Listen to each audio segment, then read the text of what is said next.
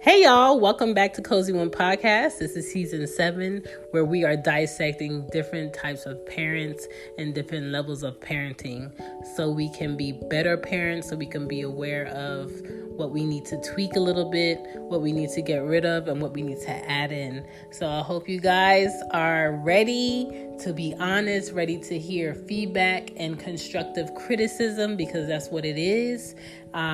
Most of the time I can only speak from my experiences, but majority of the time I'm talking to you about parenting that makes sense, parenting that creates a healthy family construct and healthy children. That's what we want. We want healthy children so they can have healthy families and they can live a great life.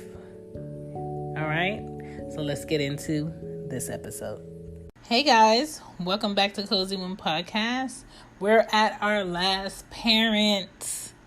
The dismissive parent is what we're discussing tonight. Thank you for listening so far. I hope I'm helping some parents see where they can improve in their ways. That way they're not falling into one of these categories a bit much. So I hope you guys enjoy the show, and let's just get honest. Hey Cozy One fam, this is JC, the dopest mommy around and owner of He Hates My Tees, a novelty t-shirt company based out of Arlington, Texas. This is our first year grinding it out, and baby, it's been a beautiful journey. I'm a mommy of 2 spicy kids, Davy and Jameson, and an educator. And I started my company as a way to be self-sufficient and control my own narrative on my value after working several years in a corporate environment being, undervalued. My latest collection is called The Dopest Around, saluting all dope-ass folks. We just released the Dopest Mommy Around dad hats, and they are fire. You hear me? Fire. It's available in several colors. Follow us on IG at He Hates My Tees, and visit our website, hehatesmytees.com. And that's tees, Tees. Use code COZY15 for 15% off your purchase. Love ya, be dope, stay dope, and I'll see you around. All of us didn't come from a loving home or a nurturing home or a caring home.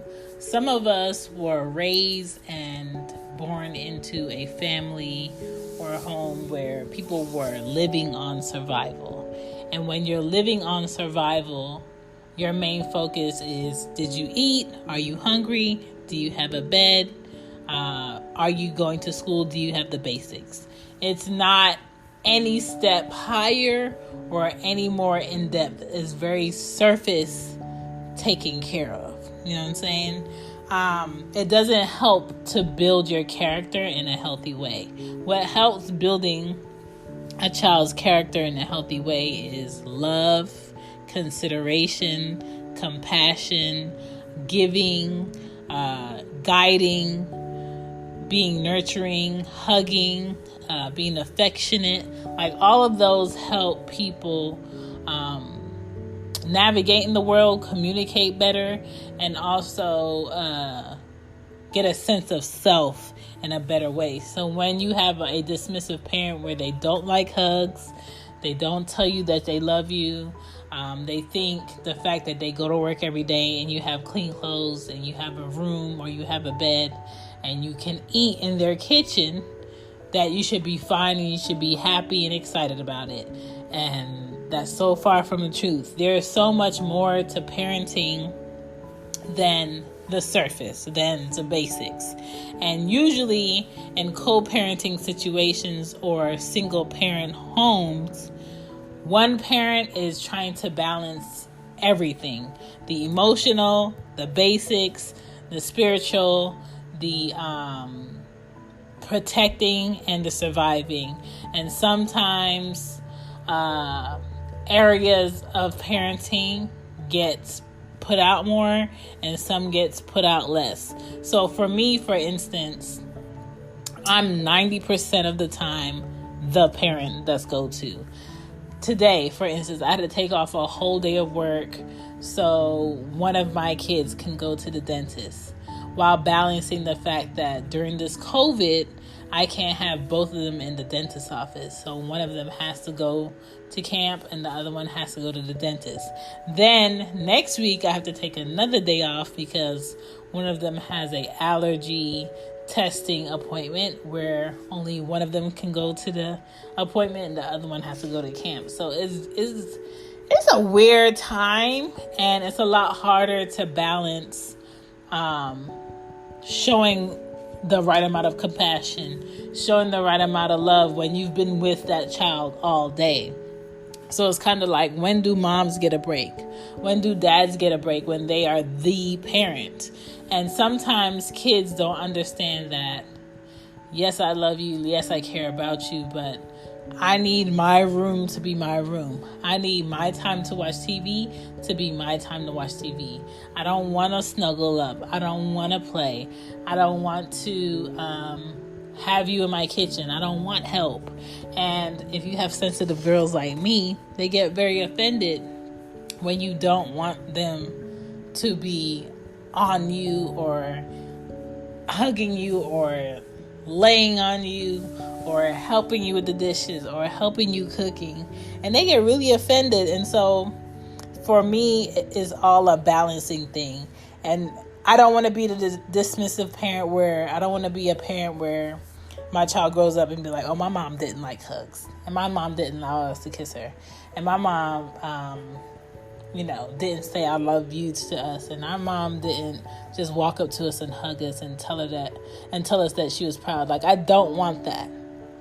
Because my mom, I'm not going to say she walked up to us and hugged us or she said, I love you to us verbally a lot. I would say she would say in cards. I would say graduation, she would say it. And I would say she would say it to other people. But to us face to face, it wasn't a lot of that. And I don't know. It didn't make me resistant to people telling me that they love me. It didn't make it important. And so what I tried to do is give my kids both. I tried to be in a position where I can tell them that I love them and I can show them. My mom was really good at showing us that she loved us, but verbally saying it, she wasn't. So now, fast forward, now that she has like 12 grandkids, my mom tells all the boys and all the girls that she loves them more than once. When they get on the phone, during the call, the end of the call. And it's kind of like, dang, she didn't do it for us, but, she does it for our kids. And it's like, I think grandparents, again, they try to make up for their faults with our children. And that's fine, because you're still giving something great to me because you're giving it to my child. And it's like when you're a parent, when friends and family do good things and nice things and giving things to your kids, they give to you. That's their way that they're giving to you. And I appreciate it. So you don't want to be dismissive, because my mom had a dismissive mom. My grandmother wasn't affectionate. She didn't like hugs. She didn't like kisses. She didn't like kids having a, what's this question in conversation, and how does this work? She didn't like that. She liked, you don't belong in the kitchen. You need to go do your schoolwork. You need to go read the Bible. She liked that type of teaching. And for my mom, she was very avoidant of people because her mother wasn't very caring. And then her dad, my grandfather, he wasn't a hug type that will come up to you, but he will take a hug. And so I would always joke around the house with my grandfather and hug him or dance with him. And I just, like to put a smile on his face. But dismissive parents are that for a reason. And I think it's our job to break ourselves out of that molding, because we don't want to raise kids that don't have compassion for others. We don't want to raise kids that are selfish or narrow-minded. And we don't want to raise kids that think life is all one way and it works the same for everybody, because the facts are that life doesn't. Life is different for everybody, and everybody should have the right and the space to share a different perspective on it. And we do need to encourage our kids, speak life into our kids, speak life into their fathers, speak life into their mothers, because when a father is doing well and both of you share a child, then your child is going to prosper when they feel good about themselves and they feel like they're in a healthy position to give. When a mother is doing well and that child lives with that mother also, you know that that child's going to be in a better position. So you just do whatever you need to do to keep the peace. You do whatever you need to do to make sure you're balancing it all. Discipline, love, admiration, guidance, teaching, boundaries. All of it is important. So don't be dismissive because your child doesn't like what you like as a kid. Don't be dismissive because you think girls are supposed to do this and you think boys are supposed to do this. Kids know more than you think. Kids are witty, they're intelligent, they're smart, and you need to give them time to bloom. And you need to be there to guide them. And they are going to make mistakes. But don't be bitter while parenting and be dismissive and raise somebody that's dismissive and wonder why they're still single at 56. Like, if you are looking in the future and you think you want some grandkids, well, you need to balance your child's sympathy. You need to balance your child's nurturing side so they know what that's like. Show them. Parents are the first example for their kids. Show your kids how to be a good human being so they could be a good human being for other people. That's my jits on dismissive parents. We went over so many parents for this series.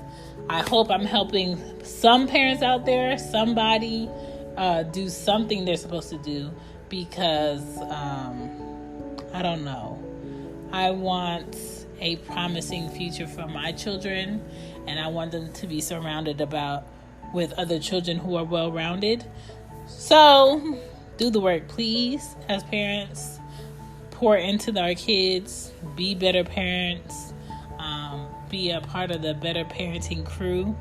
And thank you for supporting the Cozy One podcast.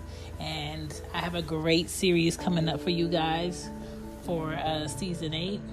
And it's going to be good. It's going to be really good. Peace.